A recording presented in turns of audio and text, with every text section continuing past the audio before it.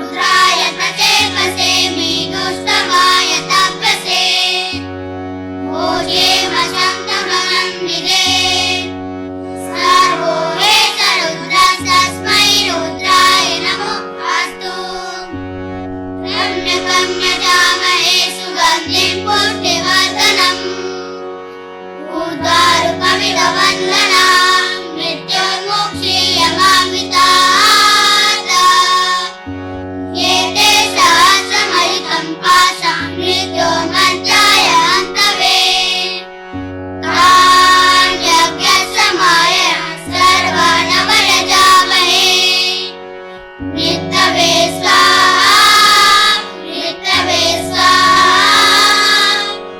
ॐ नमो भगवते रुद्राय विष्णवे मृत्यो मे पाहि।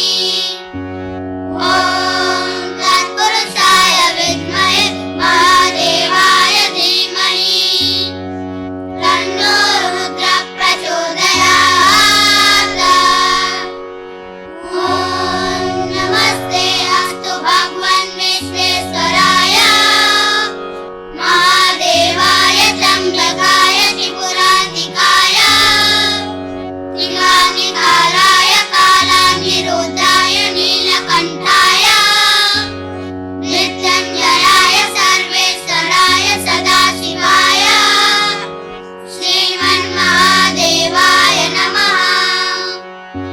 ॐ शञ्च मे मयश्च मे प्रियश्च मे लुकामश्च मे कामश्च मे स्वमनसश्च मे भद्रश्च मे श्रेयश्च मे वसश्च मे यशश्च मे भगश्च मे द्रविडश्च मे यन्ताश्च मे धर्ताश्च मे श्रेयश्च मे निधिश्च मे विश्वश्च मे महश्च मे सर्वेश्च मे गात्रश्च मे सुश्च मे प्रसूश्च मे श्रेयश्च मे लयश्च वरितश्च मे ऋतश्च मे यश्वश्च मे नालयश्च मे जीवाणुश्च मे दीर्घायुक्तश्च मे नरितश्च मे भयश्च मे सुखञ्च मे शयनञ्च मे सुषाच मे सुदिनञ्च मे सदा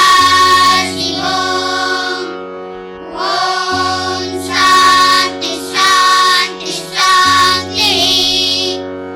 ॐ असतो मा सद्गमय तमसो मा ज्योतिर्गमय मृत्योर्मामृतङ्गमय। श्रीरामकृष्णार्पणमस्तु। मंचस्थ माननीय अतिथियों को शत शत नमन करते हुए मैं सभागार में उपस्थित समस्त श्रोतागणों का भी मैं हृदय से नमन करती हूँ। विद्यापीठ के छात्रों द्वारा भावपूर्ण वेद पाठ के पश्चात विद्यापीठ के संगीत शिक्षक श्री कैलाश यादव द्वारा भगवान श्री राम की स्तुति में एक भजन गायन।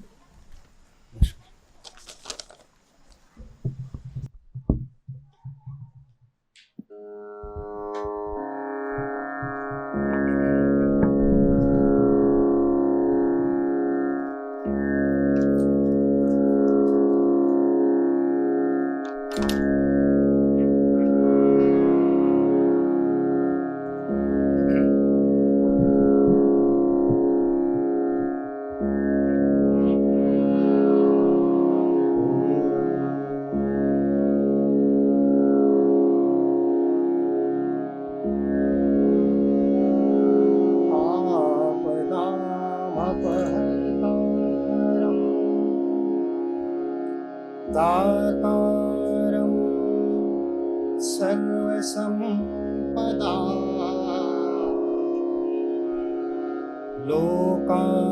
लोकाभिरामं श्रीरामं भूयो भूयो नमामि। रामाय रामचन्द्राय रामभद्राय वेदसे रघुनाथाय नाथाय सीताया पतये नमः। मंचासीन पूज्यपाद स्वामीजी, श्रद्धेय डॉक्टर ओमा सर, श्रद्धेय डॉक्टर कर सर, आदरणीय प्राचार्यद्वय, मंत्री देवियों, आदरणीय सज्जनों, प्रिय छात्रों, आप सबके सामने भगवान श्री राम के चरणों में एक भजन के माध्यम से भावांजलि प्रस्तुत करना चाहता हूँ। जिनके उर में राम विराजे, सबसे बड़ा वही धनवान, विमल प्रीति का वितरण करने आए हैं प्रभु कृपा निधान। यह भजन हमारे संस्था के सम्माननीय सचिव महोदय श्रद्धेय डॉक्टर ओम प्रकाश वर्मा ने लिखा है।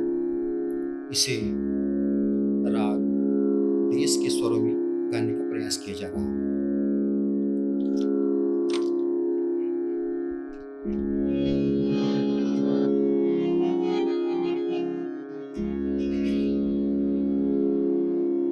जिनके उर में राम विराजे, जिनके उर में राम विराजे, सबसे बड़ा वही धनवान, सबसे बड़ा वही धनवान, विमल प्रीति का वितरण करने, विमल प्रीति का वितरण करने आए हैं प्रभु कृपा निधान, आए हैं प्रभु कृपा निधान। जिनके उर में राम विराजे, जिनके उर में राम विराजे, सबसे बड़ा वही धनवान, विमल प्रीति का वितरण करने, विमल प्रीति का वितरण करने आए हैं प्रभु कृपा निधान, आए हैं प्रभु कृपा निधान। उनके पुण्य नाम कीर्तन से, उनके पुण्य नाम कीर्तन से होता है भवरोग निदान। जन्म जन्म का बंधन कटता, जन्म जन्म का बंधन कटता, होता सकल दुख अवसान, आए हैं प्रभु कृपा निधान। जब तब व्रत साधन नहीं लागे, जब तब व्रत साधन नहीं लागे, नहीं लागे पूजा विधि ज्ञान, राम नाम के विमल गान से, राम नाम के विमल गान से उर में बसते राम सुजान, उर में बसते राम सुजान। राम प्रभु मेरे जीवन धन, राम प्रभु मेरे जीवन धन, उनसे चाहूं यह वरदान। राम राम भजते भजते ही, राम राम भजते भजते ही, तन से निकले मेरे प्राण, तन से निकले मेरे प्राण।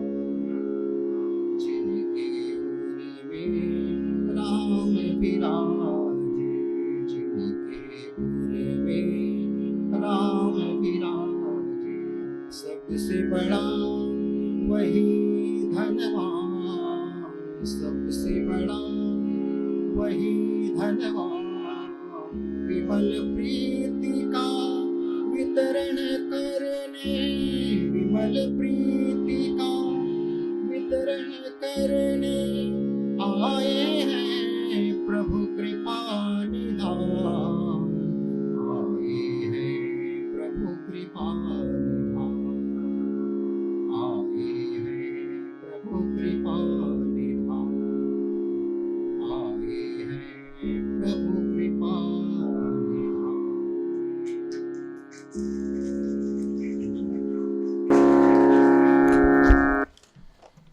श्री कैलाश यादव के सुमधुर भजन गायन के पश्चात मैं विवेकानंद मानव प्रकर संस्थान के उपनिदेशक श्री समीर ठाकुर को माननीय अतिथियों का परिचय प्रदान करने के लिए आमंत्रित करती हूँ।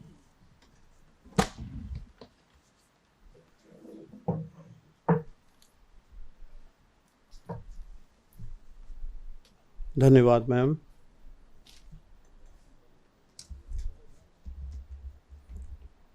विवेकानंद विद्यापीठ,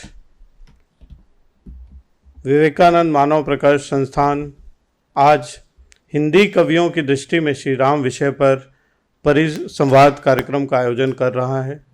श्री रामनवमी के अवसर पर आज इस कार्यक्रम में इस गरिमामय मंच पर आसीन हैं। कार्यक्रम की अध्यक्षता कर रहे हैं परम पूज्यपाद श्रीमद स्वामी प्रपत्यानंद जी महाराज। आप संपादक विवेक ज्योति पत्रिका रामकृष्ण मिशन विवेकानंद आश्रम रायपुर में हैं। परम पूज्य स्वामी जी हमेशा स्कूल और कॉलेजेस के छात्र छात्राओं को स्वामी विवेकानंद जी की भावधारा से जुड़ने, हमेशा से आदर्शों से, उनके उज्जवल भविष्य निर्माण के कार्यक्रमों से जुड़ने की प्रेरणा देते हैं और हमेशा मोटिवेशनल और इंस्पिरेशनल प्रोग्राम से जुड़े रहते हैं। आज के युवाओं को स्वामी जी का यह प्रयास दिल से छू लेने वाला रहा है और समस्त छत्तीसगढ़ में आपका यह प्रयास अनवरत जारी है। कार्यक्रम में वक्तागण के रूप में सर्वप्रथम आदरणीय डॉक्टर चितरंजन कर, वरिष्ठ साहित्यकार, भाषाविद एवं लेखक, पूर्व अध्यक्ष भाषा एवं साहित्य अध्ययनशाला पंडित रविशंकर शुक्ल विश्वविद्यालय रायपुर हैं। आदरणीय चितरंजन कर सर हिंदी, उड़िया, छत्तीसगढ़ी, इंग्लिश आदि विभिन्न भाषाओं में एक समान ज्ञान एवं पकड़ रखते हैं। आप न केवल एक विद्वान वक्ता, एक वरिष्ठ प्राध्यापक हैं, बल्कि आप गज़ल के क्षेत्र में भी आपने बहुत बहुत अच्छा हमेशा प्रस्तुति दी है। कार्यक्रम में आपका विषय निराला के राम होगा। वक्ता के रूप में इस मंच पर आदरणीय डॉक्टर ओम प्रकाश वर्मा सर हैं। आदरणीय डॉक्टर ओम प्रकाश वर्मा सर सचिव विवेकानंद विद्यापीठ हैं एवं निदेशक विवेकानंद मानव प्रकर संस्थान रायपुर के रूप में हैं। आपने पंडित रविशंकर शुक्ल विश्वविद्यालय रायपुर में मनोविज्ञान अध्ययनशाला में प्रोफेसर के रूप में अपनी सेवाएं दी। आपने क्षेत्रीय अध्ययनशाला पंडित रविशंकर शुक्ल विश्वविद्यालय के अध्यक्ष के रूप में अपनी सेवाएं दी हैं। इसके अतिरिक्त आपने छत्तीसगढ़ राज्य निजी विश्वविद्यालय नियामक आयोग के चेयरपर्सन के रूप में एवं राष्ट्र की प्रतिष्ठित स्वामी विवेकानंद चेयर पंडित रविशंकर शुक्ल विश्वविद्यालय के रूप में अपनी सेवाएं दी हैं। आपका विषय तुलसी के राम। इस मंच पर आदरणीय श्री HD प्रसाद सर, प्राचार्य विवेकानंद विद्यापीठ आदर्श आवासीय उच्चतर माध्यमिक शाला रायपुर एवं आदरणीय प्रोफेसर रश्मि पटेल मैडम, प्राचार्य Vivekananda institute of education Raipur हैं। इस कार्यक्रम में उपस्थित सभी सम्मानीय अतिथिगण, पंडित रविशंकर शुक्ल विश्वविद्यालय एवं अन्य विद्यालयों से जुड़े प्राध्यापकगण, विद्यार्थीगण, अतिथिगण एवं समस्त विवेकानंद विद्यापीठ परिवार का हम स्वागत, वंदन, अभिनंदन करते इस मंच को पुनः प्रणाम करते हैं। आप सभी का स्वागत।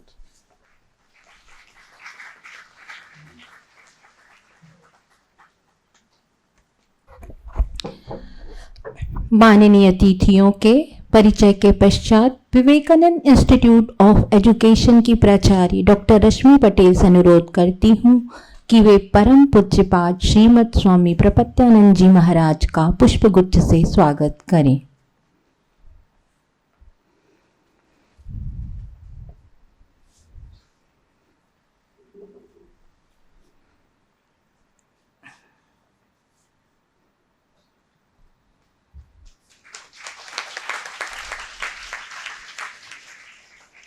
स्वागत की कड़ी को आगे बढ़ाते हुए विवेकानंद विद्यापीठ के प्राचार्य श्री हिरण्यदेव प्रसाद से अनुरोध करती हूँ कि वे डॉक्टर चित्तरंजन कर का पुष्पगुच्छ से स्वागत करें।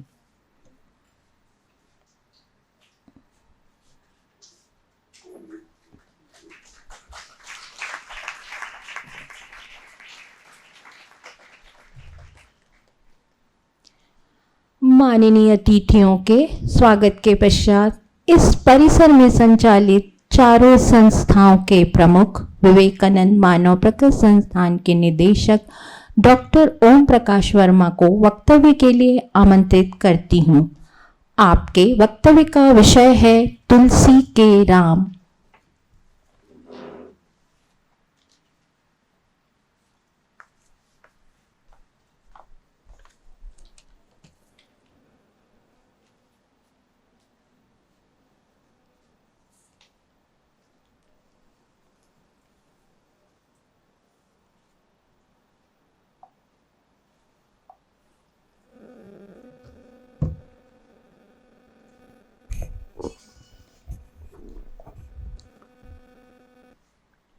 परम पूज्यपाद श्रीमद स्वामी प्रपत्यानंद जी महाराज,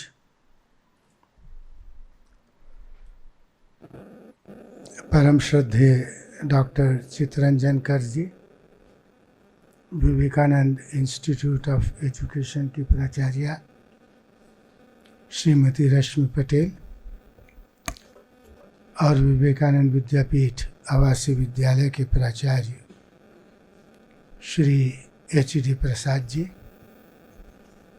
उपस्थित शिक्षक शिक्षिकाओं, माननीय अतिथिगण और प्रिय छात्र छात्राओं, जैसा कि आपने अभी सुना, मुझे तुलसी के राम विषय पर अपना वक्तव्य देना है। राम शब्द संस्कृत के रम धातु से बना है, जिसका अर्थ होता है आनंददायक, मनोहर, सुंदर इत्यादि। ऐसा कहा जाता है कि जब भगवान श्री राम का जन्म हुआ तो उनका नाम दशरथ राघव रखा गया। बाद में जब उनका नामकरण संस्कार हुआ, गुरु वशिष्ठ ने उनका नामकरण राम के रूप में किया। गुरु वशिष्ठ तो त्रिकालदर्शी थे। अपने दिव्य चक्षुओं से उन्होंने देख लिया था कि यह जो दिव्य बालक है, दिव्य शिशु है, वह सारे सृष्टि में आनंद और सुख का वर्धन करेगा, आनंद की सृष्टि करेगा। और उसके इसी विशेषता को देखते हुए संभवतः उन्होंने उनका नाम राम रखा, जो आगे इसी रूप में प्रसिद्ध हुआ। भगवान श्री राम भारतीय धर्म और संस्कृत के मूर्तिमान विग्रह हैं। भगवान श्री राम के उदात्त चरित्र को जानना मानो भारतीय धर्म और भारतीय संस्कृति को आत्मसात करना है। भगवान श्री राम पर न जाने कितने ग्रंथ लिखे गए। आदि कवि वाल्मीकि से लेकर कालिदास, भवभूति, माघ, राजशेखर आदि कवियों ने भगवान श्री राम के काव्य के संबंध में संस्कृत भाषा में जो धारा प्रवाहित की, वो आज भी अव्याहत रूप से विद्यमान है। और न केवल संस्कृत भाषा में, समस्त भारतीय भाषाओं में, प्रायः सभी भारतीय भाषाओं में राम कथा प्राचीन काल से लेकर आज तक अबाध रूप से चलती रही है। ऐसी यह अद्भुत राम कथा है। किसी भी कवि के जीवन में शांति नहीं मिली जब तक वह दो शब्द भगवान श्री राम की महिमा में नहीं लिखा। इस संबंध में मुझे संस्कृत साहित्य की एक उक्ति का ध्यान आ रहा है, एक श्लोक का ध्यान आ रहा है कि एक कवि ने भगवान श्री राम को अपने काव्य के नायक के रूप में चुना। उसका जो सहृदय काव्य रसिक मित्र है वह उस कवि से कहने लगा, मित्र, दुनिया में इतने महापुरुष हुए हैं और बहुत से लोगों ने भगवान श्री राम के जीवन चरित्र के संबंध में काव्य तो बहुत अधिक लिख दिया है। इतना भगवान श्री राम के जीवन में काव्य होते हुए भी अब तुम भी भगवान श्री राम को अपने काव्य का नायक बना रहे हो, तो क्या यह काव्य में पुनरुक्ति दोष नहीं है? वह कवि कहता है कि काव्य में यह पुनरुक्ति दोष तो है, पर वह कवि का नहीं है। वह मित्र कहता है, अरे यदि काव्य का दोष कवि का नहीं है तो फिर किसका है? मूर्ति का दोष यदि मूर्तिकार का नहीं है तो किसका है? वह कवि कहता है, नहीं, वह कवि का दोष नहीं है, तब किसका दोष है? तब वह कहता है, स्वसूक्ति नाम पात्र रघु तिलक मेक कलयताम कवि नाम को दोष सतु गुण गणानाम अवगुण। अरे वह तो भगवान श्री राम के गुणों का दोष है जो बार बार कवियों को अपने महिमा के गान के लिए बाध्य कर देते हैं। संस्कृत साहित्य में गुण शब्द का अर्थ एक विशेषण के रूप में होता है, जिसके आधार पर मैंने अभी इस श्लोक का अर्थ बताया। और गुण शब्द का एक अर्थ रस्सी होता है, और इस अर्थ में जब इस श्लोक को ग्रहण करें तो मैं कहूँगा कि जैसे यदि किसी व्यक्ति को रस्सी से बांध दिया जाए तो रस्सी से बंधा हुआ व्यक्ति जैसा कहें वैसा करने के लिए बाध्य होता है, तो भगवान श्री राम के गुणों ने कवियों को इस सीमा तक बांध दिया है कि वे बार बार उनके गुणों का गान करने के लिए विवश हो जाते हैं। तो ऐसा अद्भुत चरित्र भगवान श्री राम का है। और तुलसीदास जी ने जो राम कथा लिखी है वह तो अप्रतिम है। जिस विशेष दृष्टि को रखकर तुलसीदास जी ने राम कथा लिखी है वह है भाव दृष्टि। तुलसीदास जी ने भाव की दृष्टि को लेकर राम कथा लिखी है। देखिए, किसी भी वस्तु को देखने की दो दृष्टियां होती हैं, एक तो इतिहास की दृष्टि होती है और दूसरी भाव की दृष्टि होती है। इतिहास की दृष्टि वह है जहां पर व्यक्ति वर्तमान में बैठकर भूतकाल की क्रियाओं का अवलोकन करता है।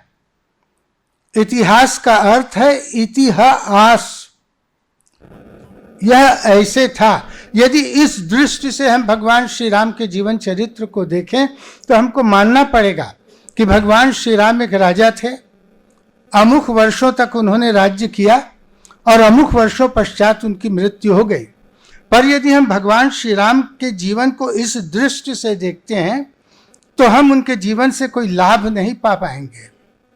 पर तुलसीदास जी भगवान श्री राम के जीवन को भाव की दृष्टि से देखते हैं। भाव की दृष्टि वह है जहां पर व्यक्ति को किसी प्रकार का बंधन नहीं रहता, जहां पर व्यक्ति देश काल और व्यक्तित्व की बाध्यता से ऊपर उठकर स्वच्छंद वितरण करता है। तुलसी के राम त्रेता युग में जन्म लेते हैं, किंतु आज भी वह विद्यमान है। तुलसी यह मानने के लिए तैयार नहीं है कि राम पहले थे और अब नहीं है। पर प्रश्न उठता है कि जब राम अब हैं तब फिर वो दिखाई क्यों नहीं देते? तो इसका उत्तर तुलसीदास जी एक विशेष दृष्टि से देते हैं। वे कहते हैं कि राम तो उस समय भी नहीं दिखाई देते थे जब उनका प्रत्यक्ष आविर्भाव काल माना जाता था। रावण और रावण के हजारों लाखों सैनिक क्या भगवान श्री राम को देख पाए? अरे उनके लिए राम तो एक राजा थे, राम तो एक राजकुमार थे, किंतु राम को राजा के रूप में देखना, राजकुमार के रूप में देखना कोई वास्तविक देखना थोड़ी ही है। तुलसी के लिए भगवान श्री राम तो साक्षात परब्रह्म परमात्मा है। तुलसीदास जी कहते हैं जिनके पास वह दृष्टि नहीं थी वो उस समय भी भगवान श्री राम को नहीं देख पाए जब उनका प्रत्यक्ष आविर्भाव काल था, और जिनके पास वह दृष्टि है वो आज भी भगवान श्री राम को देख सकते हैं। और बहुत से भक्तों ने भगवान श्री राम के युगों युगों से दर्शन किया है। उसके लिए दृष्टि चाहिए। तुलसीदास जी लिखते हैं, मुकुर मलिन अरु नयन विहीना, राम रूप देखे ही किमि दीना। और गीता में भगवान श्री कृष्ण इसी तत्व की ओर मानो संकेत करते हैं। जब गीता में भगवान श्री कृष्ण ने अपना विराट स्वरूप प्रस्तुत किया, तब अर्जुन भी, वह भी क्या उनके उस विराट स्वरूप को देख पा रहा था? वह भी तो नहीं देख पा रहा था। पर भगवान कृष्ण ने कहा कि अर्जुन, तुम मेरे इस विराट स्वरूप को अपने इस भौतिक नेत्रों से नहीं देख पाओगे। न तु माम दृश्यते शक्युम अनेनैव स्वचक्षुषा, दिव्यम ददामि ते चक्षु पश्य में योगमैश्वरम। तुम अपने इन भौतिक नेत्रों से मेरे इस दिव्य स्वरूप को नहीं देख पाओगे, इसलिए मैं तुम्हें दिव्य दृष्टि देता हूं, और इस दिव्य दृष्टि से तुम फिर मेरे वास्तविक स्वरूप को देखोगे। तो यह जो दिव्य दृष्टि है वही भाव की दृष्टि है। और जब श्री कृष्ण से दिव्य दृष्टि अर्जुन को प्राप्त होती है, वह कृष्ण के वास्तविक स्वरूप को देखता है, अभिभूत हो जाता है, गदगद हो जाता है। भाव विह्वल शब्दों में वह श्री कृष्ण की वंदना करता है। सखेति मत्वा प्रसभम यदुक्तम, हे कृष्ण, हे यादव, हे सखेति, अजानता महिमानम तवेदम मया प्रमादात प्रणयेन वापि। कृष्ण, मैं तो अज्ञानता के कारण, प्रेम के कारण, प्रमाद के कारण मैं तुम्हें कृष्ण कहता था, मैं तुम्हें सखा कहता था।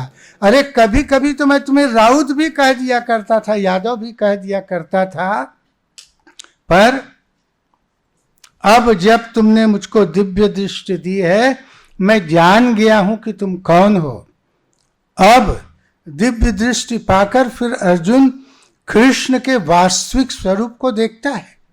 वह कह उठता है, त्वमक्षरम परमं वेदितव्यम, त्वमस्य विश्वस्य परम निधानम, त्वमव्ययः शाश्वत धर्म गुप्ता, सनातनस्त्वं पुरुषं मतो में, अनादि मध्यांतम अनंत बीजम, आदि आदि।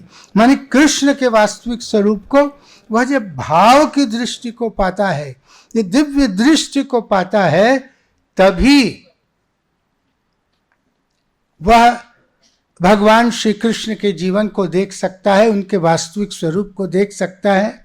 तुलसी के पास भी वही दृष्टि है, और इसी दृष्टि से तुलसीदास जी भगवान श्री राम का दर्शन हमेशा सभी जगह कहते हैं। इसी दृष्टि के आधार पर तुलसीदास जी ने चित्रकूट में भगवान श्री राम के दर्शन किए थे। चित्रकूट मह बसत नित, प्रभु सिय लखन समेत, राम नाम जप जाच कहीं, तुलसी अभिमत देत। तो यह तुलसी की भाव दृष्टि है कि वे राम को किसी व्यक्ति के बाध्यता से, काल के बाध्यता से, देश के बाध्यता से उसको बांधते नहीं है। हर युग में हर व्यक्ति भगवान श्री राम के दर्शन कर सकता है। तो यही तुलसी की भाव दृष्टि है, जिसके आधार पर उन्होंने जिस रामचरितमानस की रचना की है। तुलसी को राम के परिचय की आवश्यकता नहीं है, वे तो राम से चिर परिचित हैं। देखिए, वाल्मीकि हुए, वाल्मीकि भगवान श्री राम के समकालिक थे, पर समकालिक होते हुए भी वाल्मीकि को भगवान श्री राम से सीधा परिचय नहीं था। वे भगवान श्री राम का परिचय प्राप्त करते हैं ब्रह्मर्षि नारद के माध्यम से। एक बार ब्रह्मर्षि नारद ऐसे घूमते हुए महर्षि वाल्मीकि के आश्रम में पहुंचे। वार्तालाप का क्रम प्रारंभ हुआ, और इस वार्तालाप के क्रम में वाल्मीकि ने ब्रह्मर्षि नारद से पूछा कि बताइए तो इस पृथ्वी में अभी सबसे अधिक वीर्यवान और सबसे अधिक गुणवान कौन है? को नस्मिन सांप्रतम लोके गुणवान कश्च वीर्यवान। और तब उनके प्रश्न के उत्तर में ब्रह्मर्षि नारद ने भगवान श्री राम के व्यक्तित्व की बात कही। भगवान श्री राम के व्यक्तित्व के संबंध में बताया, और तब महर्षि वाल्मीकि ने भगवान श्री राम के संबंध में रामायण लिखा, उनकी जीवन गाथा लिखी। पर तुलसी भगवान श्री राम के हजारों वर्षों बाद पैदा हुए। कहाँ भगवान श्री राम त्रेता युग में थे, हजारों वर्षों बाद तुलसी पैदा हुए। पर तुलसी को किसी से भगवान श्री राम के परिचय की आवश्यकता नहीं है। तुलसी हमेशा भगवान श्री राम से परिचित हैं। वो तो भगवान श्री राम के जीवन की प्रत्येक क्रियाओं में अपने आप को उपस्थित पाते हैं। भगवान श्री राम की प्रत्येक क्रियाओं में तुलसी अपने आप को देखते हैं। तुलसीदास जी वर्णन करते हैं, जब भगवान श्री राम का जन्म हुआ तब सारी अयोध्या नगरी उल्लसित हो रही थी। जगह जगह दीप जला रहे थे, सजावट की गई थी और स्त्रियां सोहिलों का गीत गा रही थी। एक भक्त रसिक तुलसीदास जी से पूछता है कि तुलसीदास जी, आपको कैसे मालूम कि स्त्रियां सोहिलों का गीत गा रही थी? और तब तुलसीदास जी उत्तर देते हैं, तह तुलसी मिल गायो। अरे मेरे को मालूम होने की क्या बात है, गाने वालों में तो मैं स्वयं विद्यमान था। तो यही तुलसी की भाव दृष्टि है। वो अपने आप को राम के क्रियाकलापों से अलग नहीं समझते। राम के साथ छाया की भांति तुलसीदास जी विचरण करते हैं, अपने को राम से अभिन्न नहीं मांगते। भगवान श्री राम ने होली की क्रीड़ा की और फिर उस क्रीड़ा के बाद सबको दान दिया। उस भक्त रसिक ने पूछा, तुलसीदास जी आपने भी कुछ भगवान से दान मांगा क्या? तुलसीदास जी ने कहा, हाँ मैंने तो भगवान से दान मांगा। उसने कहा, क्या दान मांगा? तुलसीदास जी कहते हैं, तुलसीदास तह भगत दान वर मांग। तुलसीदास जी ने भक्ति का वरदान मांगा। तो यही तुलसीदास जी की भाव दृष्टि है कि वे सर्वत्र भगवान श्री राम का दर्शन करते हैं। और तुलसीदास जी की तो यह मान्यता है कि प्रत्येक व्यक्ति को चाहिए कि वह भगवान श्री राम के साथ एक रागात्मक संबंध स्थापित कर ले, तभी भगवान श्री राम के अवतार का प्रयोजन पूर्ण हो पाएगा और तभी व्यक्ति के जीवन में सार्थकता आएगी। देखिए, कुछ आलोचक ऐसा मानते हैं कि तुलसीदास जी ने भगवान श्री राम के व्यक्तित्व में ईश्वरत्व का आरोपण करके उसे मानव जीवन से दूर कर दिया। वो मानते हैं कि यदि तुलसीदास जी भगवान श्री राम का वर्णन एक मनुष्य के रूप में करते तो मनुष्यों के अधिक निकट रहते। पर यह भी उनकी भ्रांति धारणा है। तुलसीदास जी ने तो वस्तुतः भगवान श्री राम के ईश्वरत्व को प्रकट करके उन्हें ईश्वर का रूप बता के जन जन के हृदय में प्रतिष्ठित कर दिया है। उदाहरण के लिए मैं कहूँ कि भगवान श्री राम जब लंका विजय प्राप्त करके वापस अयोध्या लौट रहे थे तो सारे अयोध्यावासी एकत्रित थे। सारे अयोध्यावासियों को ऐसा लग रहा था कि भगवान श्री राम जब अयोध्या की भूमि में उतरे सबसे पहले मुझसे मिलें। प्रत्येक अयोध्यावासी की यही इच्छा है। पर यदि भगवान श्री राम एक मनुष्य हैं तो केवल एक ही व्यक्ति से मिल पाएंगे, एक ही व्यक्ति की आकांक्षा की तृप्ति वे कर पाएंगे। पर भगवान श्री राम तो भक्तों की वांछा के लिए अवतीर्ण हुए हैं, उनके वांछा की तृप्ति के लिए अवतीर्ण हुए हैं। भगवान श्री राम तो ईश्वर हैं। उन्होंने कौतुक किया, कौतुक कीन कराली कृपारी, अमित रूप प्रगटहि तहि काला, जथा जोग मिले सबहि कृपाला। भगवान श्री राम ने अपने उतने ही रूप बना लिए जितने अयोध्यावासी थे और सब अयोध्यावासियों से एक साथ मिल गए। और यही भगवान के ईश्वरत्व की सार्थकता है। यदि वो एक व्यक्ति होते तो शायद केवल किसी एक व्यक्ति से मिलते थे। भगवान श्री राम सब के साथ एक साथ मिल लिए। सब भगवान श्री राम के प्रेम में डूबे हुए हैं। किसको दूसरे के राम की चिंता है? देखिए, गुरुजनों के चरणों में भगवान श्री राम प्रणत हैं। समवयस्कों के गले से भगवान श्री राम लगे हुए हैं। छोटों के शीश पर भगवान श्री राम का वरद हस्त है। सभी अपने अपने राम में डूबे हुए हैं। किसे चिंता है कि वो दूसरे की राम की ओर देखे। यही राम के ईश्वरत्व की सार्थकता है कि वे सब की वांछा की तृप्ति एक साथ कर सकते हैं। और इसी के आधार पर तुलसीदास जी राम कथा के क्षेत्र में एक नया दर्शन प्रस्तुत करते हैं। तुलसीदास जी कहते हैं कि जितनी राम कथाएं हैं वो सभी राम कथाएं सत्य हैं। कल्पना करिए कि सभी अयोध्यावासी यदि राम कथा लिखने लगे तब क्या होगा।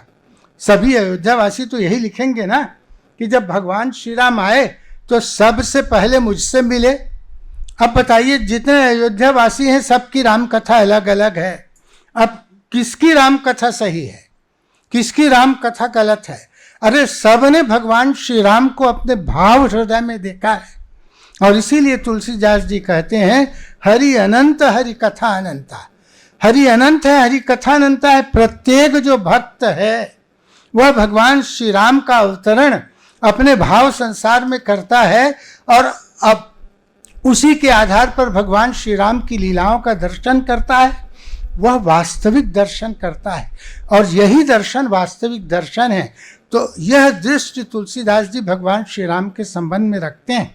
और अंतिम बात मैं यह कहूँगा कि तुलसी के राम आते हैं बुराई की समस्या का पूरी तरह से समाधान करने के लिए। वो केवल रावण को मारने के लिए नहीं आते। देखिए, रावण को मारना होता तो बहुत से व्यक्ति थे जो रावण को मार सकते थे। बाली ने रावण को पराजित किया था, सहस्त्रार्जुन ने रावण को पराजित किया था, पाताल लोक में रहने वाले राजा बलि के छोटे छोटे बालकों ने खेल खेल में रावण को पराजित कर दिया था।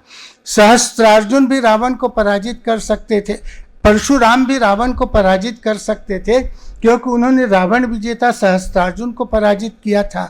तो इतने व्यक्तियों के होते हुए भी केवल राम को मारने के लिए रावण को मारने के लिए भगवान राम को आने की आवश्यकता नहीं थी। भगवान राम आते हैं बुराई की समस्या का पूरी तरह से निदान करने के लिए। बाली ने रावण को पराजित किया, पर क्या हुआ? वह रावणत्व से मुक्त नहीं हो सका।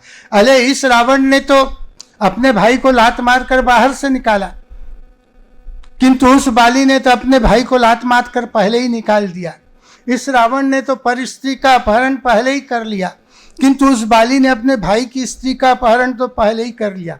तो कहने का तात्पर्य यह कि रावण को जीत लेने के बाद भी वह रावणत्व से मुक्त नहीं हो सका। भगवान श्री राम आते हैं केवल रावण को मारने के लिए नहीं आते, रावण की विचारधारा को नष्ट करने के लिए आते हैं, रावणत्व को नष्ट करने के लिए आते हैं। प्रत्येक व्यक्ति के भीतर जो दुर्गुण रूप में राक्षस बैठे हुए हैं, उन राक्षसों का विनाश करने के लिए भगवान श्री राम आते हैं। भगवान श्री राम आते हैं हमें असत्य से सत्य की ओर ले जाने के लिए, अंधकार से प्रकाश की ओर ले जाने के लिए, मृत्यु से अमृत की ओर ले जाने के लिए। और यही तुलसी के राम की सार्थकता है। इन्हीं शब्दों के साथ मैं अपने वचनों को विराम देता हूँ। आप सबने सुना, धन्यवाद। आप सबको धन्यवाद।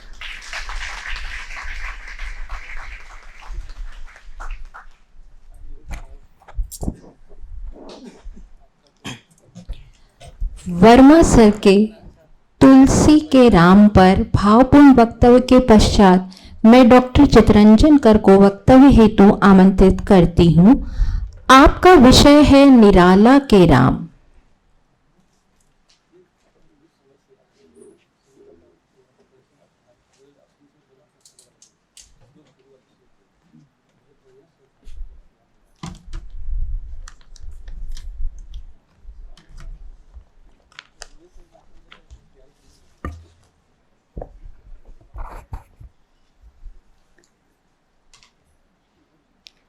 रामो राजमणि सदा विजयते, रामं रमेशं भजे, रामेणाभिहिता निशाचरचमू, रामाय तस्मै नमः।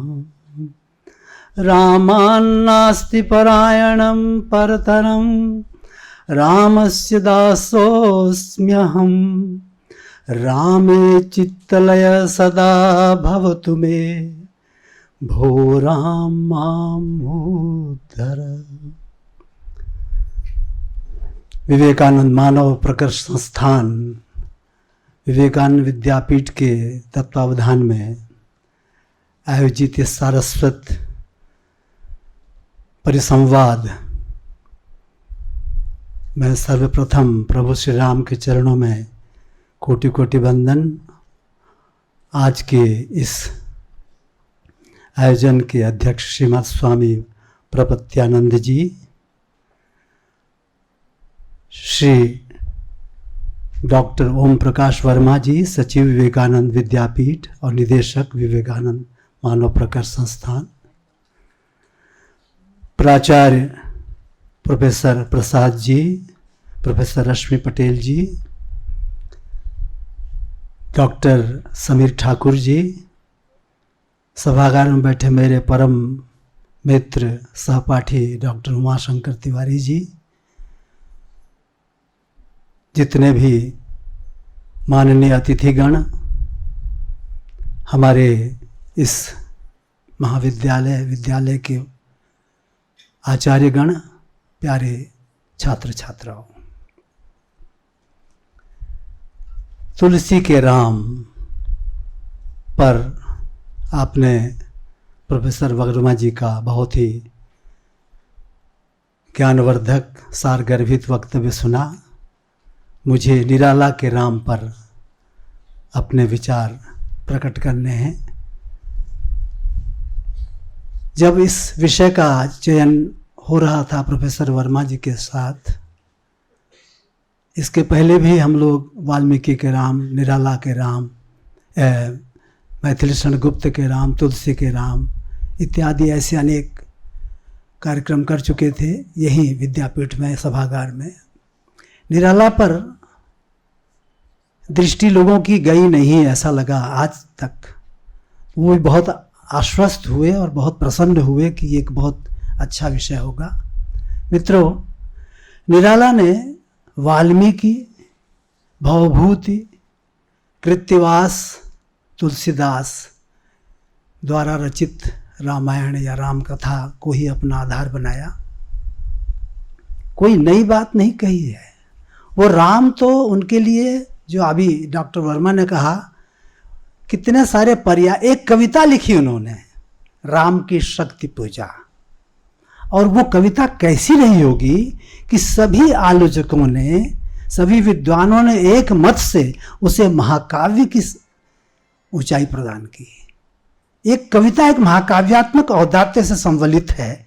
और उसी से ये भी जानकर आपको अच्छा लगेगा कि सूर्यकांत त्रिपाठी निराला जी को महाप्राण उपाधि मिली।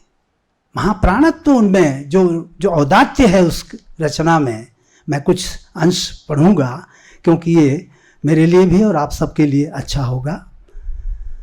अभी जाकी रही भावना जैसी, प्रभु देखी मूरत तिन तैसी, तुलसी की ये शाश्वत उक्ति का आपने एक व्याख्यान वक्तव्य सुना। भावना की बात कही, भाव की बात कही। भावन जब तक हम हो नहीं जाते उसके साथ, भावना का मतलब क्या है? होना है, भू धातु, हो जाना है, राममय हो जाना है, तभी वो राम के बारे में कुछ कह सकता है, सोच सकता है, लिख सकता है। तो मित्रों, जैसी दृष्टि वैसी सृष्टि कहा जाता है। और आपने कहा कि राम अनंत अनंत गुना, अमित कथा विस्तार, अनेक, जितने लोग उतने राम, लेकिन वो राम एक ही है।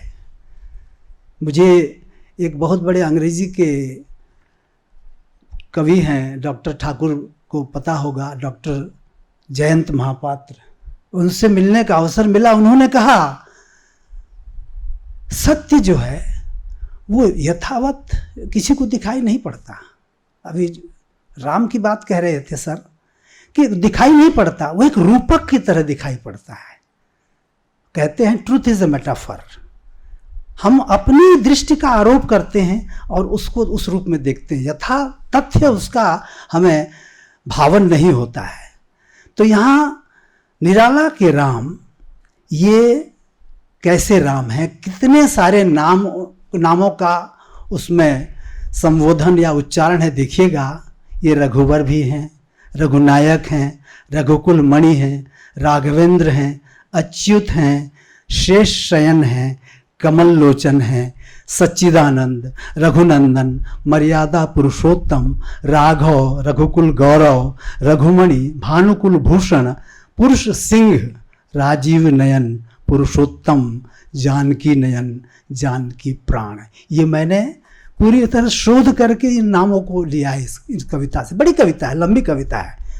तो इतने सारे नाम हैं और इन सब का अपना विवक्षार्थ है, एक नहीं है सब। जानकी प्राण और जानकी नाथ एक नहीं है, राघव और रघुवर एक नहीं है। इस पर अलग से कभी चर्चा करेंगे। अभी राम की शक्ति पूजा पर आधारित निराला के राम की बात हम करें। निराला युवावस्था से ही बहुत ही विपत्तिग्रस्त थे और बंगाल में वे स्वामी रामतीर्थ, स्वामी रामकृष्ण परमहंस और स्वामी विवेकानंद के विचारों से अनुप्राणित हुए और कुछ दिन मिशन में भी उन्होंने अपना समय बिताया। तो उससे जो उनमें बदलाव आया, जो ऊर्जा मिली, संभवतः राम की शक्ति पूजा की रचना में वो सब बातें आई हैं। मैं प्रसंगवश उनका उल्लेख करूँगा। संघर्ष काल में उनको राम जैसा कोई ऐसा व्यक्तित्व, जो जैसा अभी कहा कि वाल्मीकि को नारद जी ने बताया कि एक हैं श्री राम जिनका कोई पर्याय नहीं है, ऐसे ही निराला को राम एक आदर्श पुरुष लगे और उन्होंने उन संघर्षपूर्ण दिनों में उनके चरित्र का जो गायन किया वही उनका प्रतिपाद्य रहा है। लेकिन ये राम कथा पूरी नहीं है। इसमें वो प्रसंग है जब राम, वनवासी राम, रावण से लोहा लेने के लिए शक्ति संचय का उपक्रम कर रहे थे, जिसमें वानरराज सुग्रीव, हनुमान, अंगद, ऋक्षराज, नल, नील आदि का अभूतपूर्व योगदान रहा। और इसके बावजूद रावण का जो उस समय वर्चस्व था उसको नष्ट करने के लिए, ध्वस्त करने के लिए जिस बल की आवश्यकता थी वो बल उनके पास नहीं था। तो उनके अंदर जो एक आंतरिक द्वंद्व हुआ, उसी आंतरिक द्वंद्व को एक प्रकार से कविता में, राम की शक्ति पूजा में निराला ने लिखा है। और ये बाह्य संघर्ष के समानांतर चलता है। जब मैं कुछ पंक्तियाँ पढ़ूंगा तो आपको लगेगा कि राम के अंदर भी वही संघर्ष चल रहा है, बाहर भी। तो प्रतीकात्मक है, उसमें बिंब है। तो रावण जैसे दुर्धर योद्धा से राम का युद्ध सभी कालों में होता रहा है। डॉक्टर वर्मा ने बहुत सही कहा, जिसका साक्षी इतिहास है, रचना इसी से प्रारंभ होती है। रवि हुआ अस्त ज्योति के पत्र पर लिखा अमर, रह गया राम रावण का अपराजय समर। सत असत, नीति अनीति, देव धनुष के मध्य समर मानव सृष्टि में प्रारंभ से ही चलता चला आ रहा है। ऋषिमुख पर्वत पर राम अपने सुहृद सुग्रीव के सैन्य सामंतों के साथ इस कठिन समय का सामना करने के लिए विचारमग्न हैं। देखिएगा निराला क्या कहते हैं। है अमानिशा उगलता गगन घन अंधकार, खो रहा दिशा का ज्ञान, स्तब्ध है पवनचार। अब प्रतिहत गरज रहा पीछे अम्बुधि विशाल, भूधर ज्यों ध्यान मग्न केवल जलती मशाल। स्थिर राघवेंद्र को हिला रहा फिर संशय, रह रह उठता जगजीवन में रावण जय भय।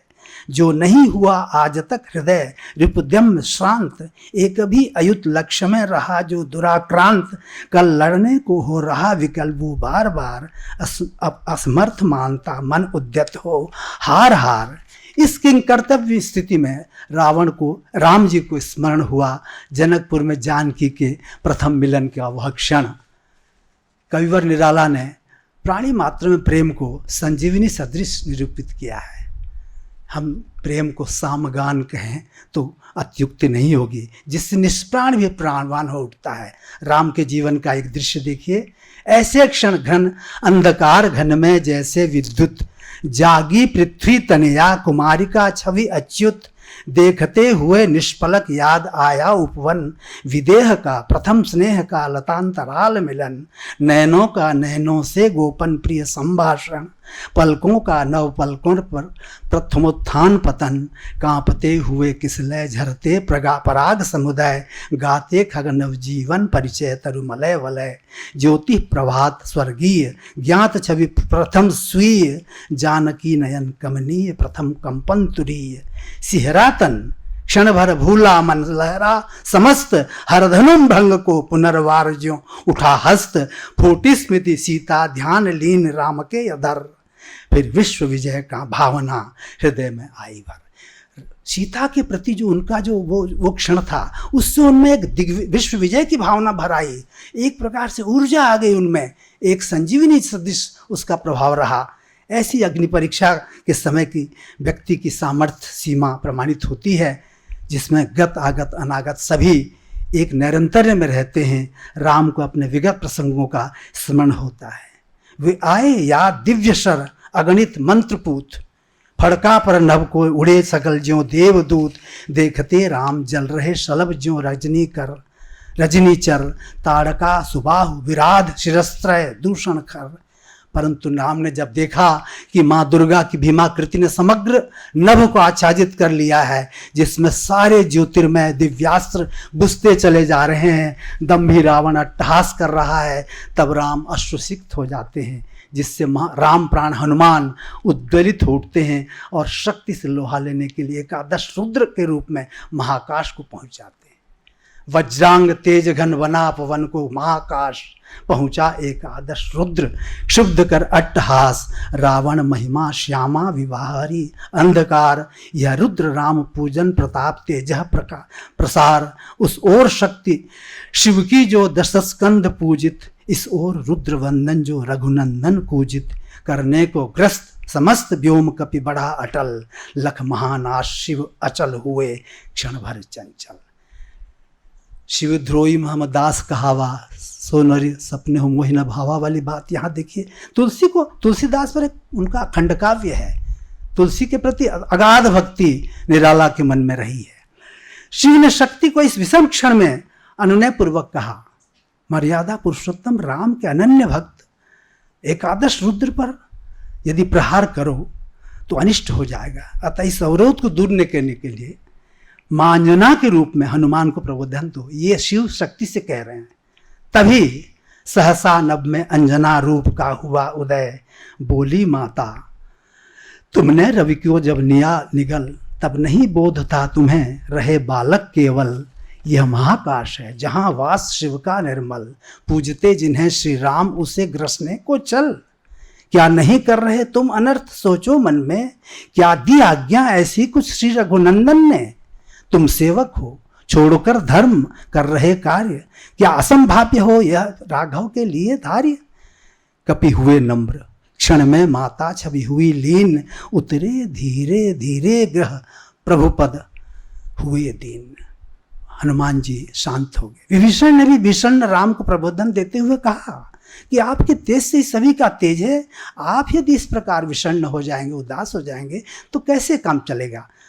जिसे राम ने मैत्री भाव के रूप में लेते हुए कहा, बोले रघुपति रघुमणि वित्रवर विजय होगी न समर, यह नहीं रहा नरवानर का राक्षस से रण, उतरी पा महाशक्ति रावण से आमंत्रण, अन्याय जिधर हैं उधर शक्ति, कहते छल छल हो गए नैन कुछ बूंद पुनः ढल के दृगजल। निज सहज रूप में संयत हो जानकी प्राण, बोले आया न समझ में ये देवी विधान, रावण अधर्मरत भी रहकर अपना मैं हुआ पर, ये रहा शक्ति का खेल समर। शंकर शंकर राम का अंतर्द्वंद घनीभूत हो जाता है। वे चिंतित हैं।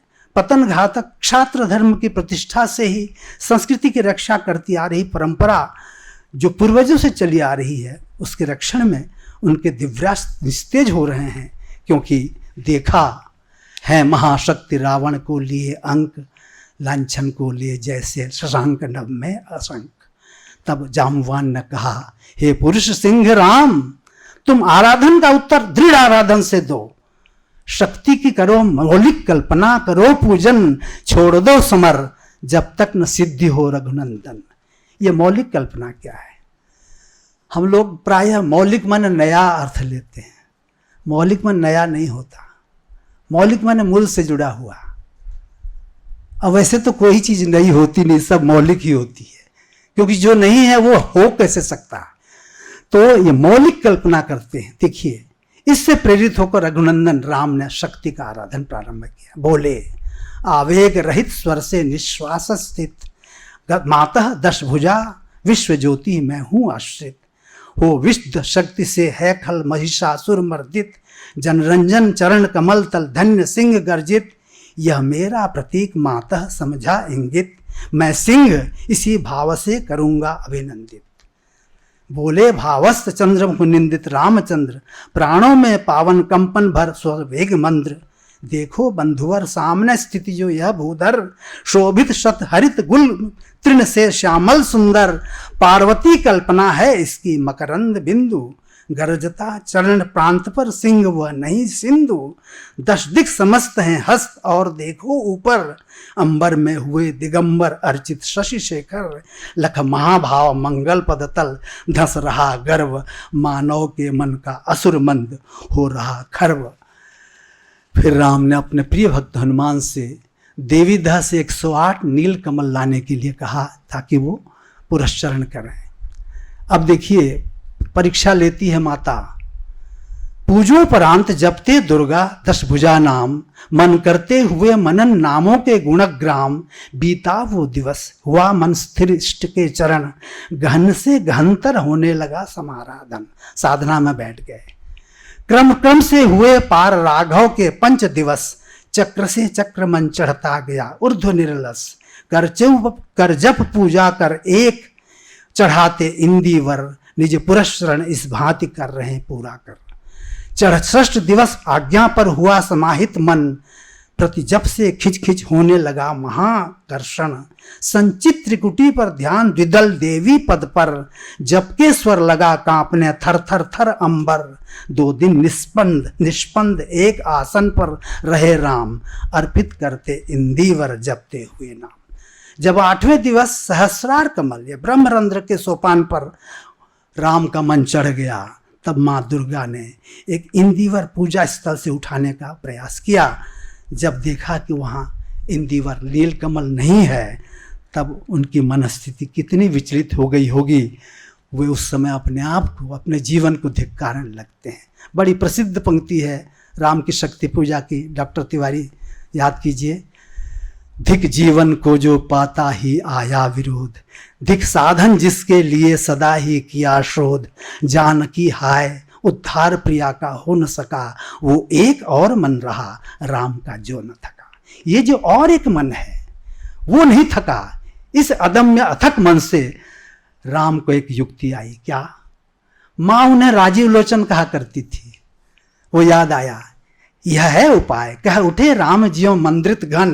कहती थी माता मुझे सदा राजीव नयन। 2 नील कमल हैं शेष अभी, ये पुरस्चरण पूरा करता हूं देकर माता एक नयन। जब तीर से एक आंख निकालने के लिए तत्पर हुए, माँ दुर्गा प्रकट हुई और उस समय उन्होंने आशीर्वचन दिया, होगी जय होगी जय होगी जय होगी जय हे पुरुषोत्तम नवीन। वो महाशक्ति राम के बदन में हुई लीन। मित्रों, पुरुषोत्तम नवीन बहुत सार्थक सटीक विशेषण लगाया है।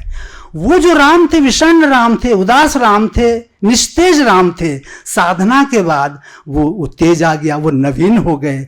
तो पुरुषोत्तम, अभी प्रोफेसर वर्मा ने कहा कि राम का यहाँ एक पुरुषोत्तम के रूप में, एक उत्तम पुरुष के रूप में वर्णन भी है और राम का रामत्व राम के रूप में वर्णन है। और मेरे ख्याल से इस पूरी रचना का जो सार है वो ये है, निराला कहना चाहते हैं, रावण के पास तो बहुत सारे साधन थे, रावण रथी विरथ रघुवीरा, लेकिन इनके पास साधन नहीं थे। क्या थी? साधना थी। अर्थात व्यक्ति साधन से नहीं, साधना से बड़ा होता है। ये राम जो निराला के राम हैं, ये हमें सिखाते हैं और हमें कष्ट के समय, संकट के समय, हमारे बुरे समय में हिम्मत न हार के अपने मनोबल को, आत्मस्थ अपने भगवान को, अपनी ऊर्जा को जगाने का वो संदेश देते हैं। आपने मुझे सुना, इसके लिए मैं आपका धन्यवाद।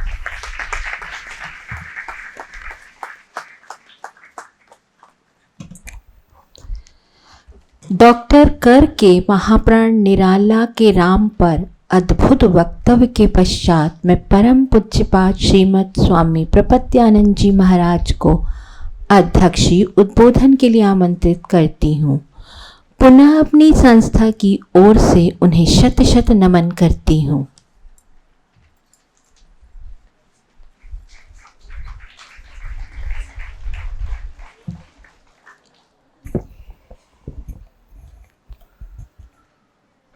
ओम श्रीनाथे जानकी नाथे अभेदः परमात्मनि तथापि मम सर्वस्वः रामः कमललोचनः रामः कमललोचनः।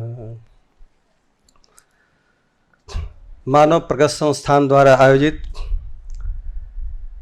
श्री राम नवमी के उपलक्ष्य में आज इस पूर्व दिवस में इस गोष्ठी में मंचस्थ परम सम्मानीय डॉक्टर ओम प्रकाश वर्मा जी, मंचस्थ डॉक्टर चितरंजन कर जी, मंचस्थ श्रीमती रश्मि पटेल जी, श्री SD प्रसाद जी, अन्य श्रोतागण, अध्यापक एवं अध्यापिकावृंद और मेरे सबसे प्रिय बच्चों, अभी आपने बड़ी सुंदर भावप्रवण 2 व्याख्यान सुने। व्याख्यान सुनने के बाद मुझे खुद ही इतना अच्छा लग रहा था कि मैं बोला कि सोच रहा था कि भगवान श्री राम के इतने अनंत गुण हैं, अनंत उनके रूप हैं, अपार अगम्य अवाच्य उनके तत्व हैं, उसका कोई कितना भी वर्णन करे वह बहुत अल्प ही होता है। लेकिन जो भी व्यक्ति उनका वर्णन करता है, गायन करता है, श्रवण करता है, तो उसकी वह वाणी धन्य हो जाती है, उसका वह चित्त धन्य हो जाता है, मन धन्य हो जाता है, उनके कार्यों से उसका शरीर वह धन्य हो जाता है। मैं सबसे पहले चर्चा करूं, भगवान श्री राम के अस्तित्व की बात उठी थी। आज भी बहुत से ऐसे लोग हैं जो भगवान श्री राम के अस्तित्व पर प्रश्न उठाते हैं। इस संसार में पता नहीं हजारों घटनाएं होंगी, मैं आपको उसमें की एक घटना बोलता हूं जिसे हम जानते हैं और उन साहित्यकार को इसमें से आप लोग ही जानते हैं। इसमें से आवश्यक इसलिए है कि यदि तुलसीदास जी या अन्य किसी ने यदि केवल भगवान श्री राम को मानव के रूप में प्रतिपादित किया होता तो वह पूर्ण नहीं होता। हम यहाँ जितने लोग बैठे हैं, संसार के जितने प्राणी हैं, सबका उद्देश्य है कि उसके अंदर जो ईश्वरत्व है उसका बोध कराना। और जब तक आप अपने लक्ष्य के, अपने इष्ट में जब उस ईश्वरत्व का ज्ञान आपको नहीं होगा, उसकी धारणा नहीं होगी, तो आप अपने अंदर उस ईश्वरत्व की स्पष्टता अभिव्यक्ति नहीं कर पाएंगे, उसका बोध नहीं कर पाएंगे। और यदि बोध नहीं कर पाएंगे, यदि उस तत्व का अनुभव नहीं कर पाएंगे, तो आपके जीवन में अपूर्णता रह जाएगी। और जीवन को संपूर्ण सर्वांग बनाना है, अपूर्ण नहीं बनाना है। इसलिए भगवान के मानवीय रूप का वर्णन किया जाता है मानव से जोड़ने के लिए। लेकिन केवल वो मानव ही नहीं है, यहाँ जो भी बैठे हैं केवल व्यक्ति मानव ही नहीं है, मानव से और इससे उठ करके ऊपर वह देवत्व है, देव है, ईश्वर है, भगवान है, परम सत्ता है जो उसके अंदर विद्यमान है। तो इसलिए मानवत्व और ईश्वरत्व के बीच का जो सेतु है, वह कार्य गोस्वामी तुलसीदास जी ने किया कि व्यक्ति मानव के रूप में उनसे जुड़े, मानव के गुणों से प्रभावित होकर के ये तो व्यक्ति हमारे बीच का है, हमारे ही अपने हैं, उससे जुड़े, लेकिन उनके अंदर जो वह तत्व था उसकी भी अनुभूति करें। और यह तब तक नहीं होगा जब तक आप अपने अंदर उस परमात्मा के बारे में स्पष्ट धारणा आपकी नहीं होगी। तो मैं पहले अस्तित्व की बात कर रहा था। आप बहुत से लोग जानते हैं डॉक्टर विद्यानिवास मिश्र जी इस भारत के बहुत बड़े साहित्यकार थे। तो वे और उनके एक साथी थे, उनको आप जानते हैं राहुल सांकृत्यायन जी, जो शुरू में बहुत वामपंथी विचार के थे, और ये दोनों बनारस आए थे उस समय। तो डॉक्टर साहब ने कहा कि अरे राहुल, चलो थोड़ा सा नगवा में एक महात्मा रहते हैं, थोड़ा उनसे मिल के आते हैं। महात्मा ने में ऐसे ख्याति नहीं थी, एक सज्जन रहते हैं, चलो अंधे थे वो, उनसे मिल के आते हैं। बोले ठीक है चलिए। तो शाम को गए घूमने के लिए, तो वे अंधे थे और बैठ के ये तीन लोग बात कर रहे हैं। तो इनका जो वामपंथी स्वभाव था राहुल जी का प्रकट हुआ और उन्होंने कहा कि अरे ईश्वर रामम कुछ नहीं है, आप क्या बात कर रहे हैं। उन्होंने ऐसा कहा। तो उस अंधे व्यक्ति ने कहा कि अरे राहुल, सब कुछ बोलो लेकिन यह मत बोलो कि भगवान नहीं है। तो उन्होंने कहा कि ऐसे कैसे हम मान लें। तो उन्होंने कहा कि मैं उसका स्वयं साक्षी हूं। और उन्होंने वो घटना बताई कि जब वो घर में थे, बचपन से अंधे थे, तो उन्होंने कहा कि मैं बचपन से अंधा हूं।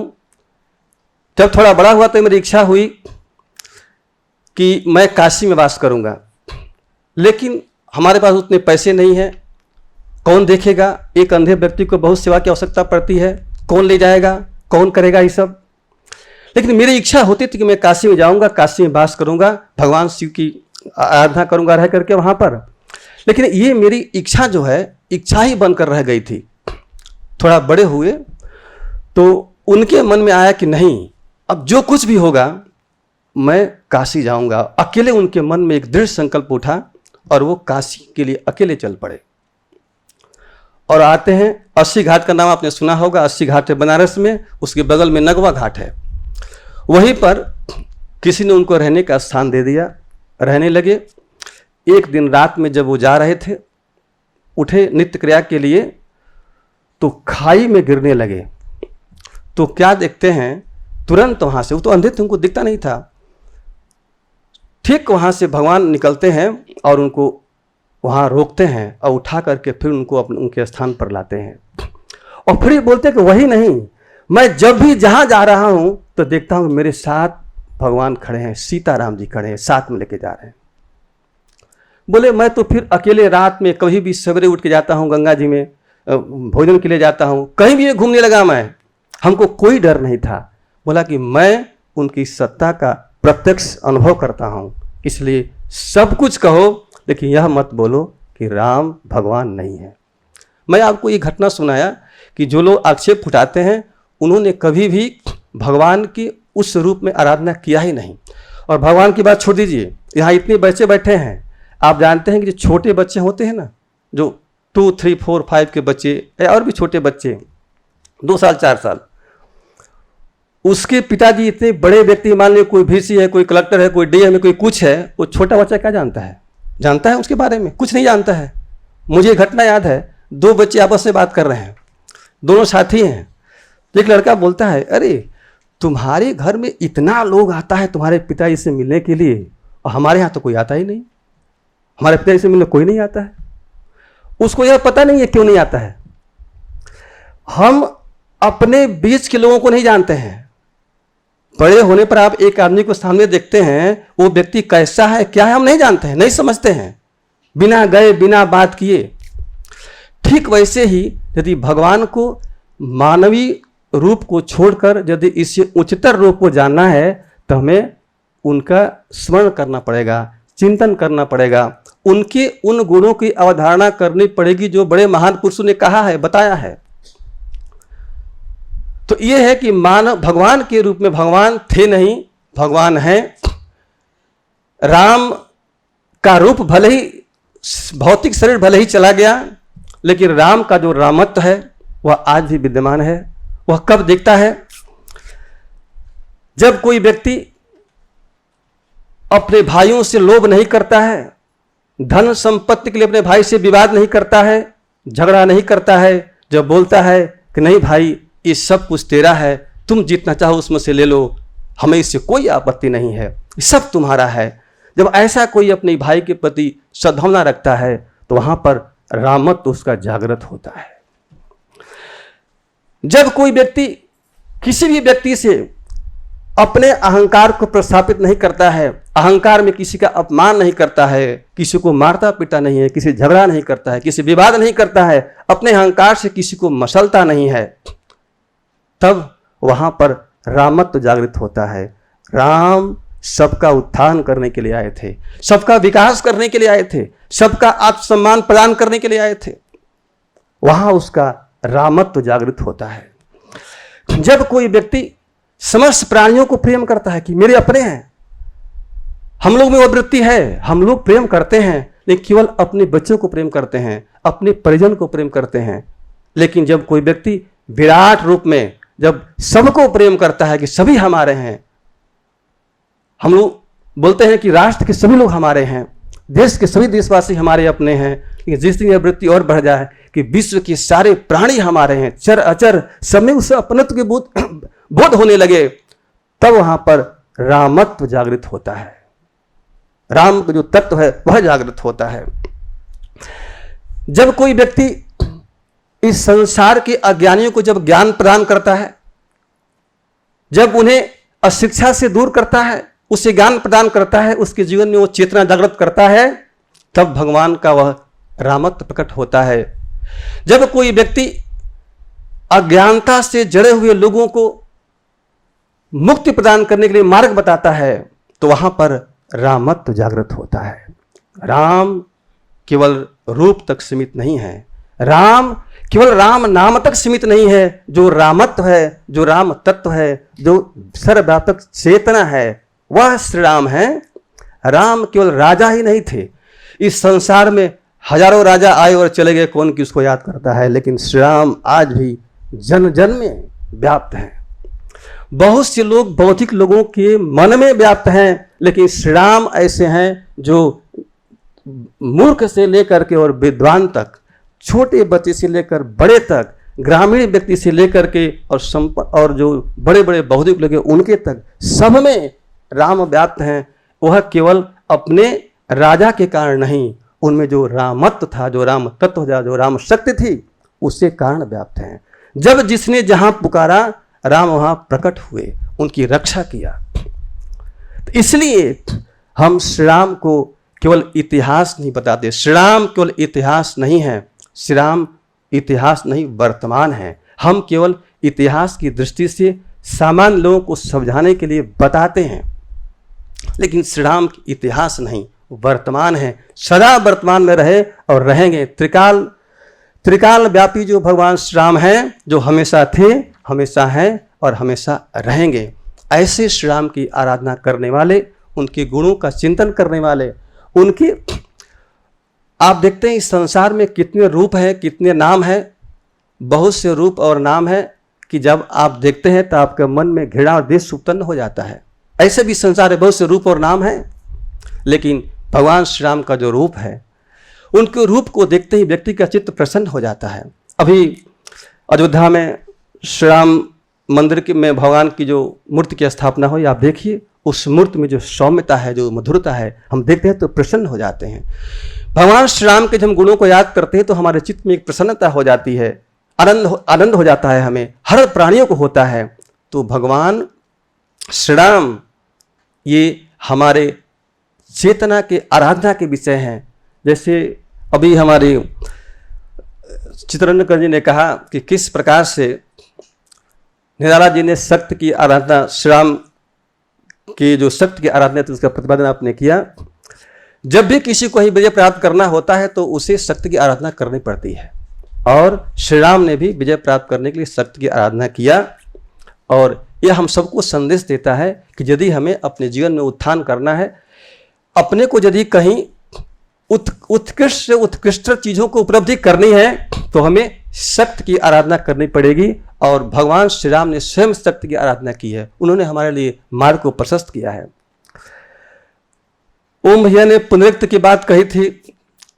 पुनरुक्ति वहाँ होती है जहाँ हम किसी चीज़ को एक के बाद दोबारा सुनना नहीं चाहते हैं। होता है क्या एक ही बात बोल रहे हैं आप, ऐसा होता है ना, बोलते हैं। लेकिन जहाँ जिस चीज़ को, जिस नाम को सुनने के बाद हमें बार बार प्रसन्नता होती है, वहाँ पुनरुक्ति दोष नहीं होती। आपके सबके घरों में घटने वाली घटना मैं बोलता हूँ, हर व्यक्ति अपने छोटे बच्चे का दिन में 100 बार नाम लेने पर भी नहीं बोलता कि पुनरुक्ति हो रही है। कोई बोलता है? नहीं बोलता है ना। क्यों? कि हमारा प्रेम है अपने बच्चे से, हमारा अपने लोगों से प्रेम है। इसलिए जो भी व्यक्ति यदि वह भगवान से प्रेम करता है तो वह एक बार नहीं, यदि 1000 बार भी नाम लेता है या पढ़ता है तो वहां पुनरुक्ति दोष नहीं होती है। भगवान श्री राम का जब प्रतिपादन कर रहे थे तुलसीदास जी, तो किसी ने कहा कि अरे आपने तो भगवान श्री राम के गुणों का चर्चा किया, लेकिन बीच में कहां कहां से बहुत सा विषयतर चले गए आप। तो उन्होंने कहा कि ऐसा मैं कहीं भी विषय से अलग नहीं गया हूं। उन्होंने कहा कि यही मैं हूं आदि मध्य अवसाना, रामचंद्र प्रतिपाद भगवाना। उन्होंने कहा कि इसमें आदि से लेकर के अंत तक मैंने केवल भगवान श्री राम भगवान है, मैंने उन्हीं का प्रतिपादन किया है। तुलसी के राम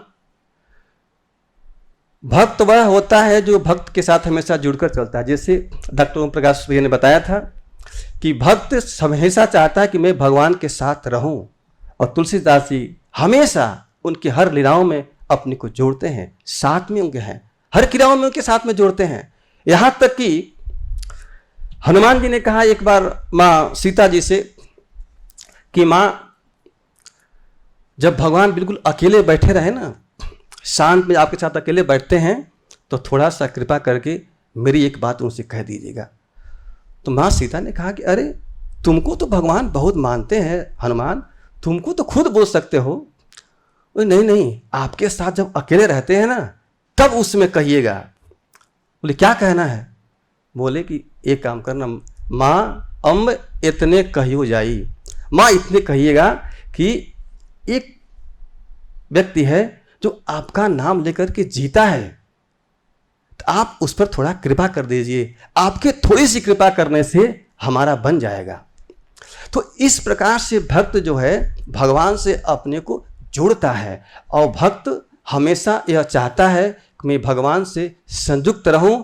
तो भगवान की वह लीलाएं जो उस समय हुई थी, आज भौतिक जगत में भले न हो रही हों, लेकिन वह आध्यात्मिक जगत में, भाव राज्य में हमेशा होती रहती हैं। और जो आध्यात्मिक जगत है वह भाव का राज्य है।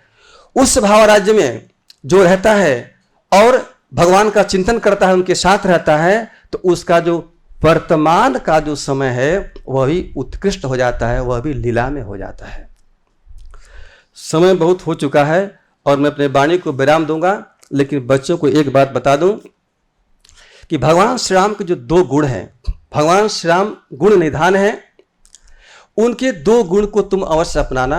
आप देखोगे कि आपके जीवन में हर जगह वह सहायता करेगा। गुण मात्र 2 गुण, ऐसे बहुत से गुण उनके हैं, मैं केवल 2 गुण की बात कर रहा हूं। पहला है उनका शौर्य, उनकी वीरता। हम अपने जीवन में अध्यवसाय करें, पुरुषार्थ करें, हम अपने अंदर उस वीरता को, उस शौर्य को अपने पैदा करें, क्योंकि हमारे जीवन के रण क्षेत्र में हर जगह हमें संघर्ष करना पड़ेगा।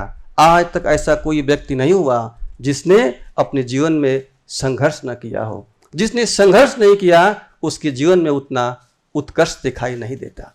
हर महान व्यक्ति को संघर्ष करना पड़ता है।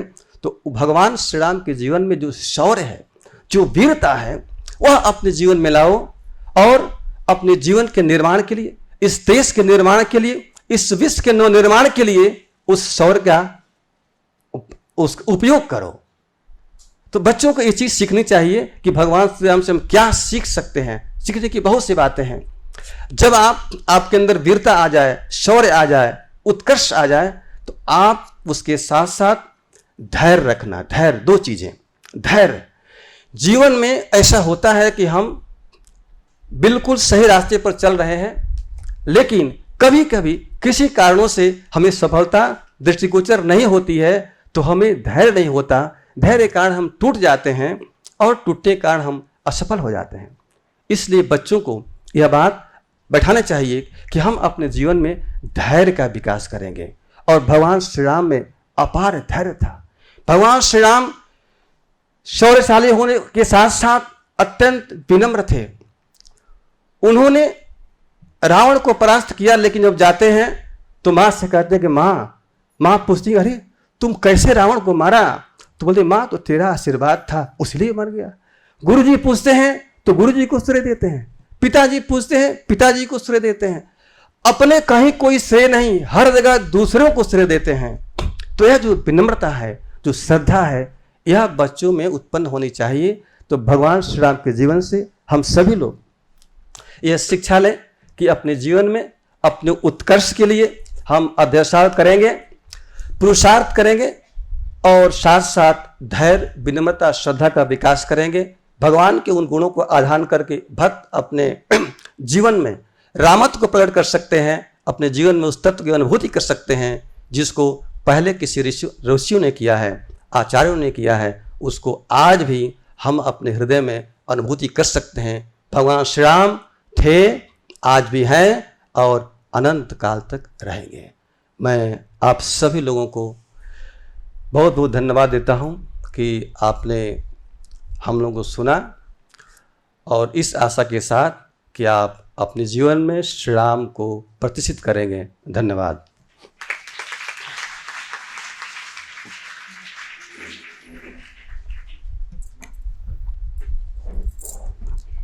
महाराज जी के अध्यक्षीय उद्बोधन एवं आशीर्वचन के पश्चात संस्था के सचिव डॉक्टर ओम प्रकाश वर्मा से अनुरोध करती हूँ कि वे परम पूज्यपाद श्रीमद स्वामी प्रपत्यानंद जी महाराज का शाल एवं श्रीफल से सम्मान करें।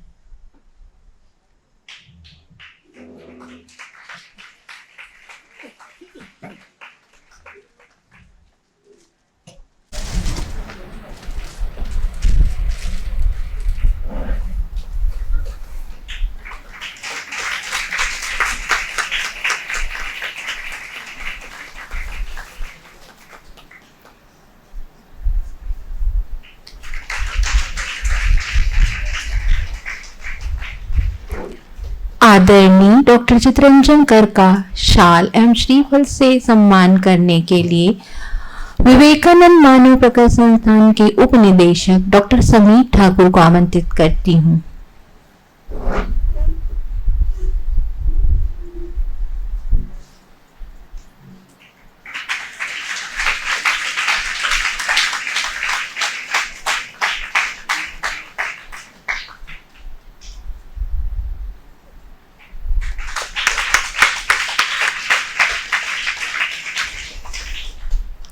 माननीय अतिथियों के सम्मान के पश्चात धन्यवाद ज्ञापन करने एवं कुछ सूचनाएं प्रदान करने के लिए विवेकानंद मानव प्रकल्प संस्थान के सह निदेशक डॉक्टर राजेश दुबे को मंच पर आमंत्रित करती हूं।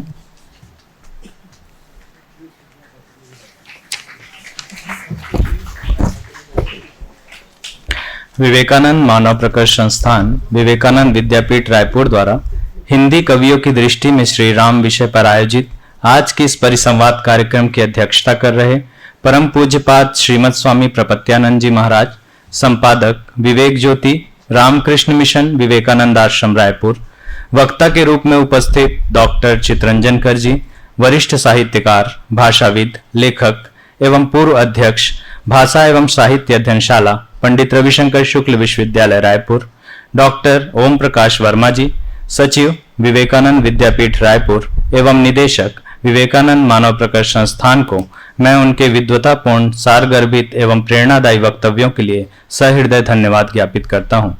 इस परिसंवाद में उपस्थित विश्वविद्यालय के सम्माननीय प्राध्यापकगण, प्रबुद्ध श्रोतागण एवं समस्त विवेकानंद विद्यापीठ परिवार के प्रति मैं विवेकानंद मानव प्रकर्ष संस्थान की ओर से आभार व्यक्त करता हूँ। आप सभी के लिए एक सूचना है, सभी श्रोताओं के लिए चाय की व्यवस्था की गई है। बीएड कॉलेज के सभी छात्र, कार्यक्रम में उपस्थित अन्य सभी लोग चाय के लिए बीएड कॉलेज में कृपया जाएं। विद्यालय के छात्र विद्यालय के मेस के हॉल में अल्पाहार ग्रहण करेंगे। धन्यवाद।